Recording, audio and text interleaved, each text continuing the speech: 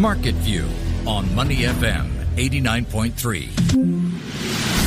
Markets a bit more cautious in their moves this Thursday and focus being trained on Greater China as the National People's Congress kicks off tomorrow. There's a lot on the plate for authorities in Beijing, with the economic aftermath of the COVID-19 pandemic and growing tensions with the United States among the plethora of things and issues to discuss and tackle. What might this mean, though, for markets in China and also in Hong Kong, which has shaken things up quite significantly as well in the last couple of weeks? Today on Money FM, we're joined on the line by Mr. Peter Chun, the founder of Silverbear Capital, who's joining us from his office in Hong Kong to discuss all of these issues. Peter, I'm glad to hear you and your family are in good health during these times, and we welcome you back to the show after all this time. It's good to hear from you. Thank you very much. Before we get to the National People's Congress, Peter, I want to talk about the seeming divergence in markets at the moment. And there's a consensus that seems to be split in the markets right now. One side is remaining optimistic that the worst is over from the COVID-19 pandemic and there's going to be a slow and patchy recovery afoot.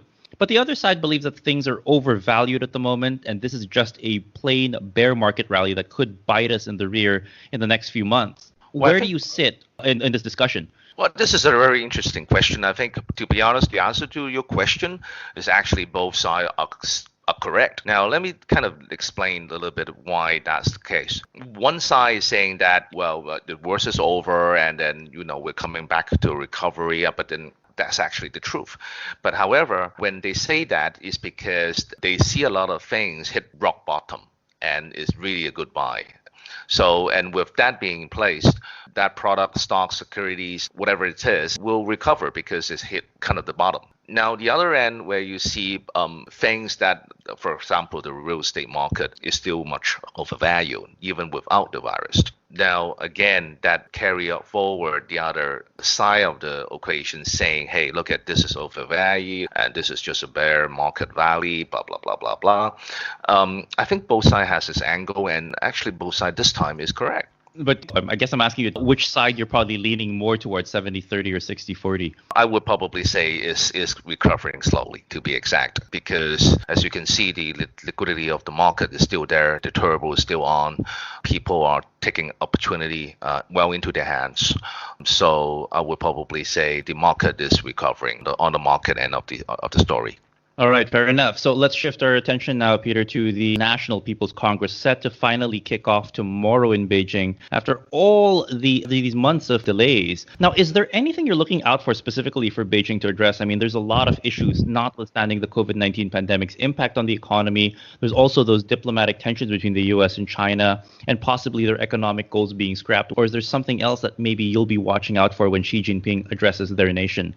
Well, I think there is a lot of things that they needed to attend to. But I think my point of view is we should actually look at the real organ of this top management China policies that they've been running. I mean, the forced postponement of China annual parliamentary gathering due to the virus outbreaks, of course, have added abnormal uncertainties and complexity to the Beijing management of the world's second largest economy. Why? Because reflecting their decision made in December, but tackling the rapid changing world, which there's a lot of new issues that are not being considered when they were making decisions back in December. That's how they work, because it's really a top-down policy-making system that they have. But again, because of the rapid changing world, their decision, whether it's actually in line with the current situation, is really a question that I think we should all look into. And I'm sure Beijing had the same feeling as well now, because the normal meeting that I see is really a rubber stamp event for policies that's already been decided.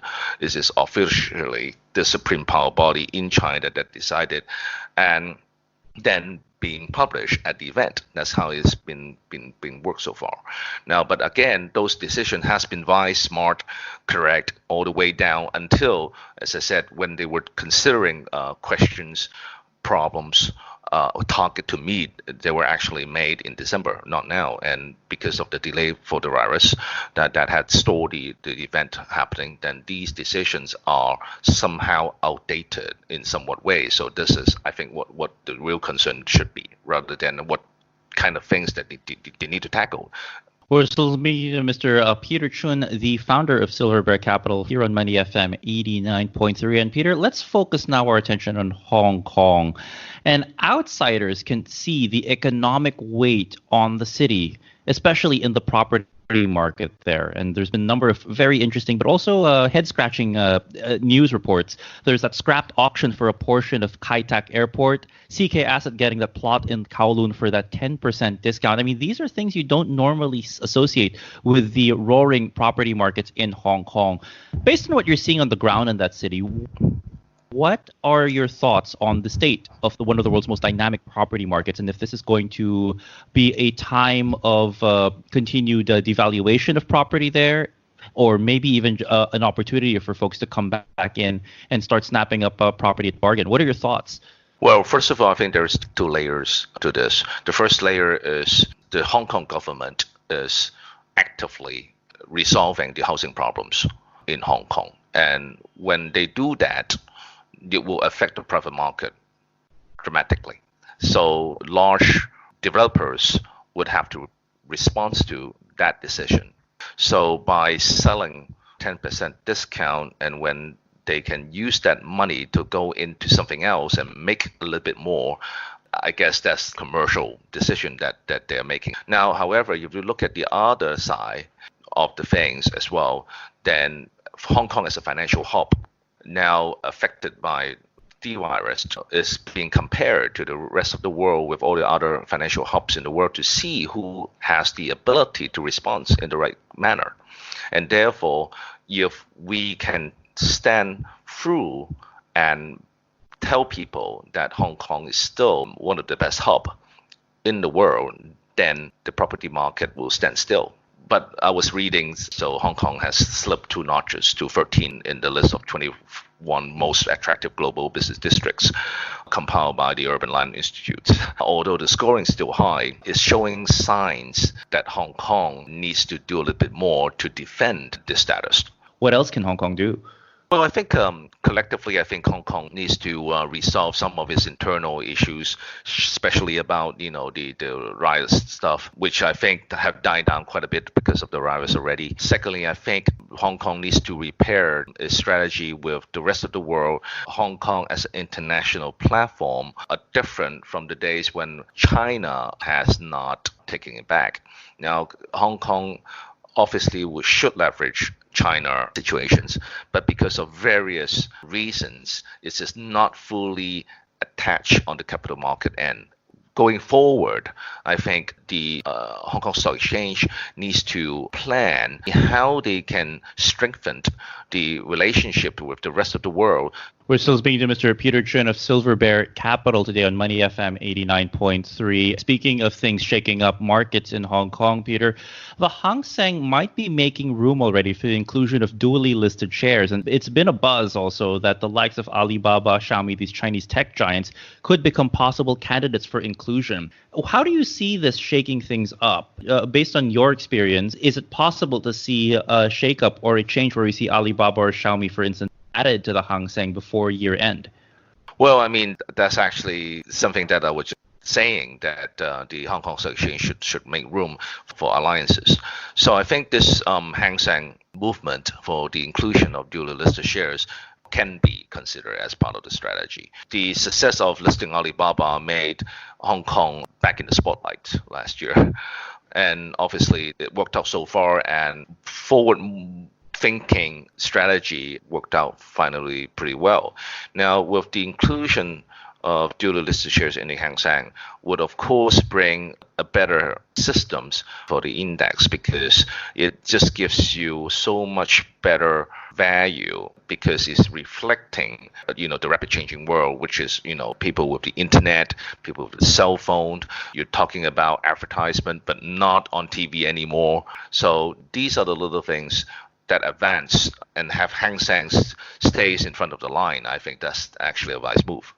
Seems that there's a lot of shakeups in different markets, right? The NASDAQ has recently said they're going to tighten their regulations on Chinese listings. There's a bill in the U.S. Senate that was just passed about ensuring that the companies listing in the US are not under foreign control before listing, or they should be delisted. Of course, a lot of these things seen as targeting Chinese companies listed in the US. And you also have that recent accounting scandal regarding Luckin Coffee be delisted from the NASDAQ just about a year after they listed. Tell us what you make of all of these developments, if this will actually perhaps do well for other markets, if it shifts capital, Chinese capital away from the US out, and what lessons we can learn from this.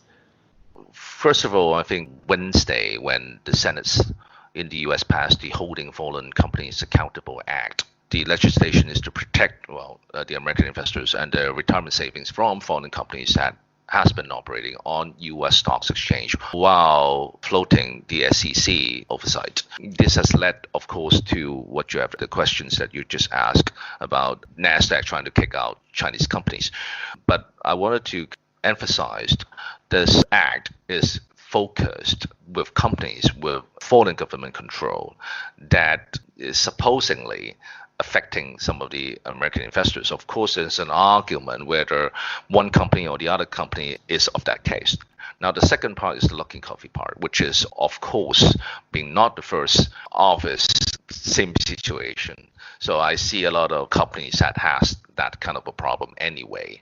And Luckin Coffee has been one of the spotlight companies in China because it's the second Starbucks. And this incident had made, again, China look bad because of how the media has positioned it.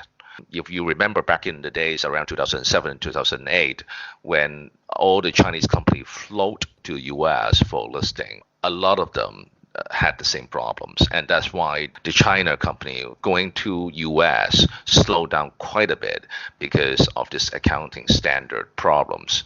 And of course, there are certain fraudulent situations as well from time to time, making it not look good for a average Chinese companies to go there. This incident, of course, happened at the wrong time as well, and again, this gives room the government to reload on a political view, saying, "Hey, look this is what we're gonna do because you make these mistakes there." Now, is it a government problem or is it a private company problem? I think we should look at on a fair terms about it, whether this is actually the same thing that they're talking about, because one, the act was just hitting the government level, and the PCAOB Accounting Oversight Board is actually focusing on companies with fraudulent accounting issues, which could be any company in the world that has a listing in US.